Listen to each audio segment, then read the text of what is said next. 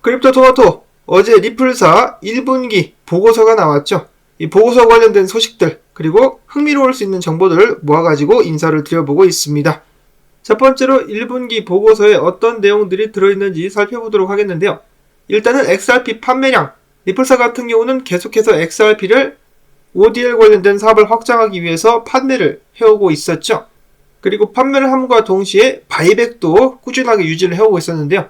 저번 분기 같은 경우는 판매량이 많이 늘면서 2022년도 4분기 대비해가지고 판매량이 1억 3천만 달러 증가한 3억 6,106만 달러어치 XRP를 판매를 했다라고 합니다. 차트를 보시면은 ODL을 통해서 판매한 양이 29억 3천만 달러 상당, 그리고 바이백이 25억 6천만 달러 상당, 최종 판매량은 3억 6천만 달러 상당이었다는 것을 알 수가 있겠습니다. 리플사 같은 경우는 분기별로 계속해서 이 소송에도 불구하고 바이백을 해오고 있었는데요. SEC와의 소송전이 시작되고 난 후 지금까지 바이백한 물량만을 봤을 때는 110억 달러 상당이 된다라고 합니다.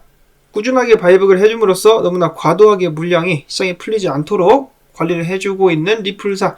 자, 그런가 하면 XRP 레저상에서 활동도 늘어나게 되면서 올해 1분기 11만 4천 개 이상의 신규 지갑들이 생성이 되었고 1억 1,600만 건의 거래가 이루어졌었습니다. 레저상의 네트워크 활동 증가 이유로는 NFT 거래가 크게 한몫을 했었다라고 합니다.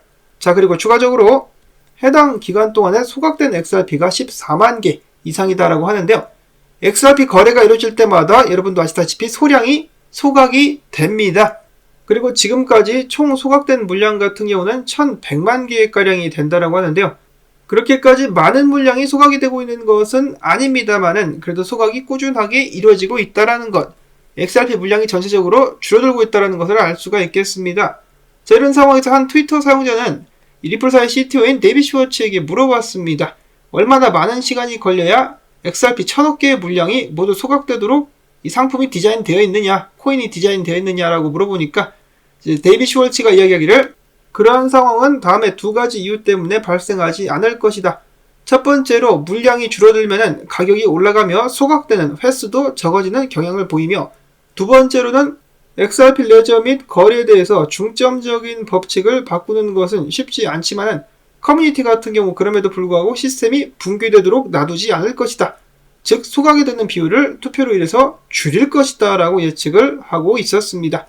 여기서 중요한 것은 첫 번째라고 볼 수가 있겠는데요. 물량이 줄어들면 당연히 가격이 올라가는 경향을 보인다. 즉 ODL 같은 경우 계속해서 지금 전파가 되고 있는데 ODL 자체만으로 가격 상승이 힘들 수 있겠지만 ODL이 활성화가 되면 될수록 소각되는 물량이 많아지면서 XRP 가격 같은 경우는 채택과 함께 소각을 통해서 느리지만은 그래도 가격 상승이 계속해서 꾸준히 나올 수 있겠다라는 것을 유추해 볼 수가 있겠습니다. 리플사가 소송 때문에 골머리를 앓고 있긴 하지만은 그럼에도 불구하고 XRP 유동성은 계속해서 늘어나고 있으며 XRP 활용처도 늘어나고 있기 때문에 미래에 계속해서 기대를 해볼 수가 있겠다.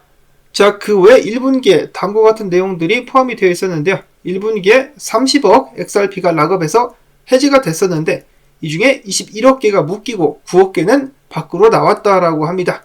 자, 그리고 소송전에 관련해가지고 리플사 같은 경우는 올해 약식 판결이 나올 것으로 예상이 되지만 시기는 결국 법원에 달려있다라고 이야기를 했습니다. 원래는 올해 초, 늦어도 올해 상반기, 근데 이제는 올해 그래도 나올 것 같지만은 법원에 달려있다. 갈수록 이 판결 시기 같은 경우는 오리무중, 미궁 속으로 빠져 들어가고 있습니다. 그도 그럴 것이 리플사가 영향력을 발휘할 수가 없죠. 그럼 판사에게 달려있는 문제이기 때문에 언제 이 판결이 나오게 될 것인가. 원래는 이번 주 초에 또 루머가 돌았었죠. 이번 주까지 해가지고 판결이 나올 것이다. 근데 저는 그거 보고 무시했습니다. 나오면 나오는 거지. 거의 뭐 매달 매주마다 이번 주 하면서 사람들을 홀리는데 야, 이거 참 골치가 아프더라고요. 그래서 그런 정보는 무시를 했었고요. 이어서는 SEC의 크립토 맘으로 불리는 헤스터 피어스 의원은 리플사의 소송건 같은 경우는 SEC의 관할권 확대 욕심에서 발생했다라면서 SEC를 꼬집기도 했었습니다. 자, 이 크립토맘 같은 경우는 계속해서 암호화폐 쪽에 손을 들어주며 응원을 하기도 했었는데요. 그럼에도 불구하고 혼자서 무언가를 바꾸기에는 힘이 턱없이 부족한가 봅니다. 그동안의 SEC의 행보를 봤을 때 SEC는 산업 육성에 목적을 둔 것이 아니라 처벌을 하기 위한 목적으로 움직이고 있는 것이 아니냐라는 비판을 꾸준하게 받아왔었는데요.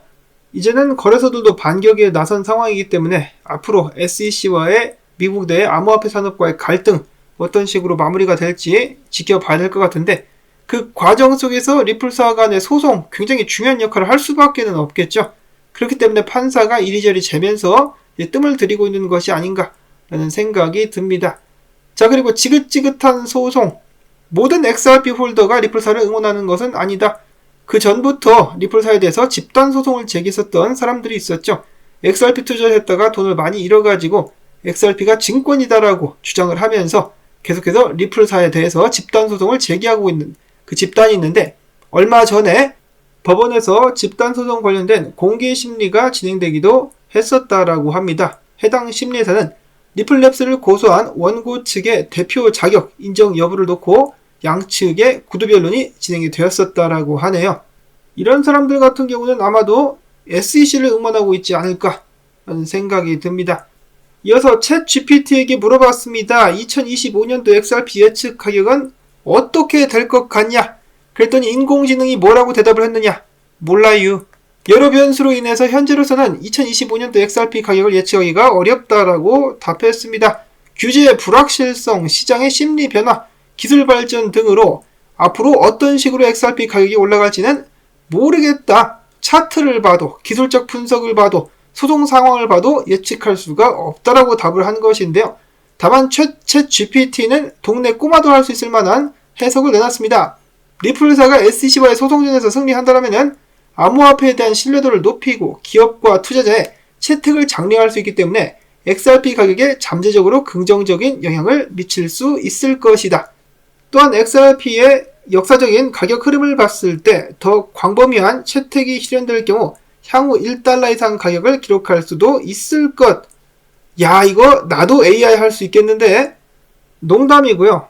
당연히 지금 상황이 너무나 혼란하고 혼잡스럽기 때문에 AI조차 XRP 가격의 미래에 대해서는 함부로 짐작을 할 수가 없다라고 이야기를 했습니다. 최소한 AI는 솔직하죠. 모른다라고 답을 했습니다. 특히나 이 소송의 향방이 아무래도 XRP 장래에 그래도 큰 영향을 끼치게 되지 않을까. 그리고 최근에 또 한 가지 흥미로운 점이 있다라면은, 과거에는 미국의 세가 굉장히 강력했었죠. 자, 근데 최근에 보시면은 달러도 그렇고 브릭스 국가들을 중심으로 해가지고 미국의 힘을 약화시키고 있는 모습들이 보여지고 있습니다. 그래서 나중에 미국에서 아무리 XRP가 증권이라며 난리를 쳐도 다른 나라들은 무시하게 되지 않을까, 그런 상황이 올 수도 있지 않을까라는 생각해보면서 오늘 영상 여기서 마무리를 짓도록 하겠습니다.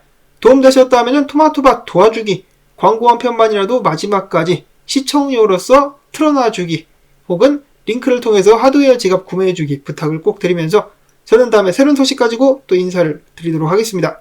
안녕히 계십시오.